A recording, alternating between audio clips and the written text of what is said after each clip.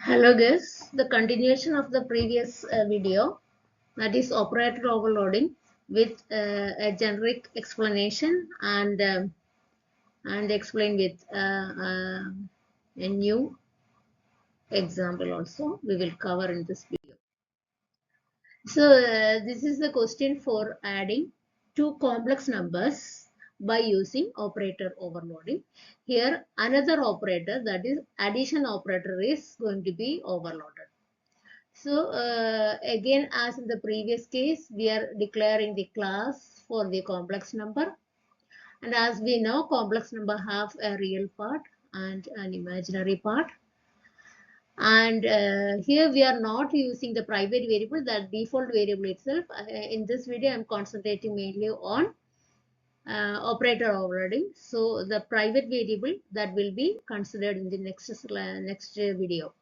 So for here the constructor is used for creating the object with a real part and imaginary part. So as an example here, 3 plus ib, 3 plus 2i, that is a plus ib, that is what the generic format for a complex number. So 3 plus 2i or 1 plus 7i, these two are taken as example here for adding two complex numbers. First complex number num1, which is 3 plus 2i, and num2 is 1 plus 7i. Okay, so here we are creating the constructor for the complex numbers. While creating the object num1 and num2, it automatically come to this part, that is the init method is invoked and the complex number is created here. Then after the creation, the next part of the main program is invoking the complex number addition by simple addition. That is with a simple concept like how two numbers are added. Similarly, we are going to add two complex numbers, num1 plus num2, and the return value is stored into another object called a result, and that is again a complex number object here. So the num1 will have a real part and imaginary part, num2 will also have a real part and imaginary part, and the respective objects will take the values and it will look like this. I will explain in another way. There is an object called num1 here, another object called num2 here. Num1 will have a real part and imaginary part, and num2 will also have a real part and an imaginary part. This is the real part, this is the imaginary part, this is the real part, and this is the imaginary part. Okay, so as we know, the sum of the two complex numbers is the respective real part of num1 and num2, and the imaginary part of the result will be the respective sum of imaginary part of num1 and num2. So in this case, 3 and 1 is added and 2 and 7 is added. So the result will be 4 plus 9i.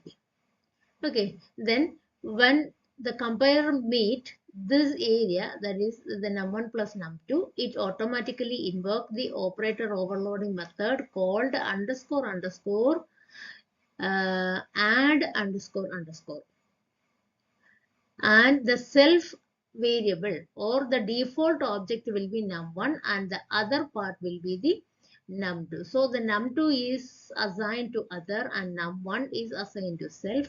So here the real part of the self variable and other variable are added for getting the real part, and the imaginary part is computed by adding the self objects imaginary part and other objects imaginary part. Self is the default one, so it will take the left hand side, that is a num1, and the right hand side num2 will be stored to other variable also. And after the computation, it is returning an object of the same class called complex number. So in order to convert these values, real part and imaginary part, they are the local variables. They are defined inside this add method that is used here to make a complex number. So the respective real part and imaginary part variables will be converted into the part of the object. So in order to convert it into the object of the complex class type, and it is converting and it is returning, and the result is stored here, and it is printed in this way. Real part and imaginary part of result is printed here, and in the next slide it will show you the output. 4 and 9 is the output. Then this is actually the OOPS concepts. Actually, the CO4 entirely depending on the object-oriented concepts, and one important object-oriented concept is polymorphism. As we studied class, object, and polymorphism, these are the object-oriented concepts we are discussed in this CO. And the polymorphism means, this is what the definition of the polymorphism. Polymorphism means the ability to use an operator or a function in various forms. That is, ability to take more than one form that can be applied for operator as well as for function. That is function overloading. Function overloading is actually an object-oriented concept, but it is not being used in Python. That is available in CPP.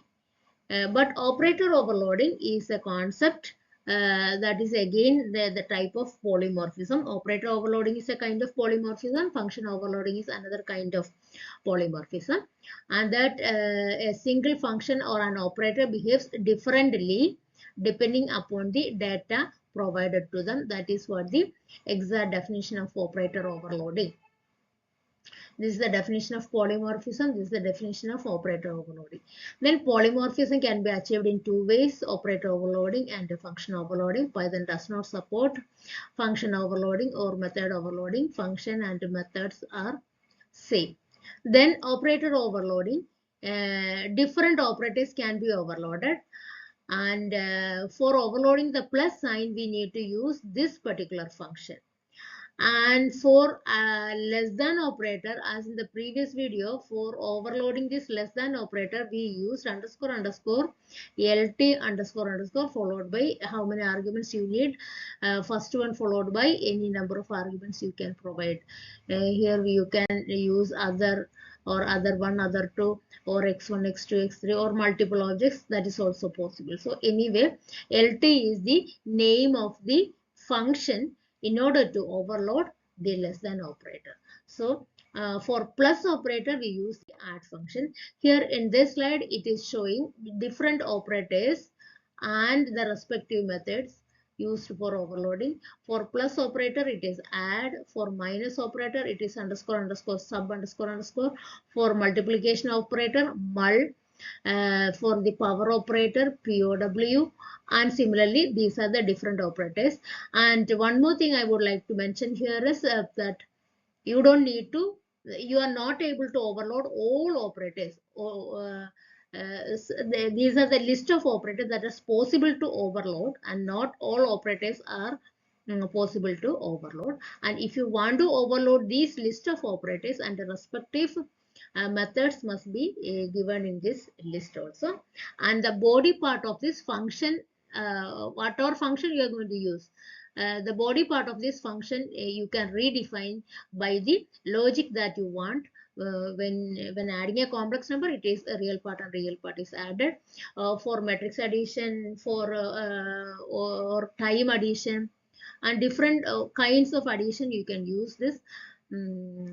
For a time addition, if T1 and T2 are two different times, then you can add the min for a time object. As we know, we have hour, minute, and second. So suppose you have two different objects of time, time 1 and another time 2. Time 2, the time 2 will have hour, minute, and second. So you have to add hour and hour, minute and minute, and second. That is another question that is given to you for as a practice question. Thank you.